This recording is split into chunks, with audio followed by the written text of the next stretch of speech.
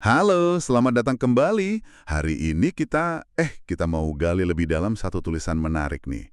Judulnya Nasihat Suami Istri, Keindahan Kata. Ditulis oleh Muhammad Nizar, SPDI. Nah, fokus kita kali ini adalah gimana sih menurut penulisnya, ya kata-kata itu punya kekuatan yang kadang kita nggak sadar gitu dalam hubungan pernikahan. Bisa bangun, bisa juga rusak. Siap ya kita bedah bareng? Oke, kita mulai dari ide besarnya dulu ya. Penulis ini benar-benar menekankan sekali soal dahsyatnya kata-kata yang baik, yang indah. Disebutkan dampaknya itu, wah macam-macam. Bisa bikin hati dekat lagi, nambah cinta, nambah sayang, terus bisa memperbaiki kelakuan juga, bikin jiwa happy, sampai katanya nih, bisa menghalau setan dan memadamkan marah. Wow, banyak banget ya. Iya, betul. Dan yang ditekankan di sini itu kualitasnya ya. Jadi bukan cuma, oh ya udah ngomong sopan. Tapi gimana ngomongnya itu ada unsur indah dan baiknya gitu. Kayaknya ini dianggap fondasi banget sama penulisnya. Fondasi ya. Hmm, Mungkin karena, gimana ya, dalam pernikahan itu kan komunikasi verbal itu langsung ke intinya ya. Ke perasaan, ke kedekatan. Jadi kata-kata yang indah dan baik itu ibaratnya kayak pupuk buat hubungan gitu. Pupuk buat hubungan, wah pas banget analoginya. Tapi di sisi lain, ada peringatan keras juga kan ya? Ada kalimat yang cukup tegas ya.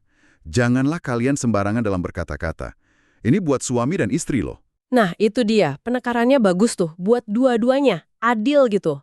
Tulisan ini secara spesifik ngingetin suami juga. Jangan mentang-mentang suami terus bisa ngomong seenaknya. Oh, jadi nggak cuma istri yang diatur ya? Betul. Ini nunjukin kalau jaga lisan itu ya tugas bareng. Harus seimbang gitu omongan sehari-hari itu. Seimbang ya? Nah, ngomongin istri ada contoh spesifik nih di tulisannya. Soal gimana perkataan istri bisa nyakitin suami. Misalnya, bergumam gitu ya, duh, kenapa ya dapat suami kayak gini? Itu kan, wah, satu kalimat gitu aja dampaknya bisa dalam banget ya. Bikin mikir juga sih ini. Iya, itu contoh yang kena banget ya. Satu gumaman keluhan gitu bisa destruktif. Nah, kalau dari sisi suami gimana? Walaupun nggak ada kutipan persis kayak tadi, tapi prinsip jangan berkata seenaknya buat suami itu ya sama aja konteksnya. Maksudnya gimana tuh?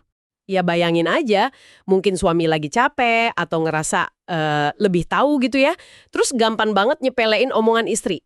Atau nyeletuk bercanda tapi kasar, nyakitin. Atau bentak pas beda pendapat. Itu kan sembarangan juga namanya. Oh iya, iya, bener juga. Sama aja rusaknya kayak gumaman tadi, sama-sama ngerusak respek, ngerusak sayang yang udah dibangun. Gitu sih kayaknya.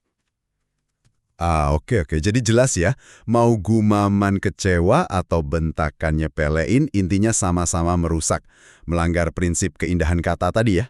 Persis. Jadi kalau kita tarik benang merahnya nih, nasihat ini sebenarnya ngajak kita buat ngeliat komunikasi nikah itu kayak seni. Perlu kesadaran, perlu dilatih terus, nggak otomatis bagus gitu aja. Seni komunikasi ya. Iya, kebahagiaan bareng yang disebut di awal itu hasil dari usaha sadar. Usaha dua pihak buat milih kata yang membangun, bukan yang runtuhin.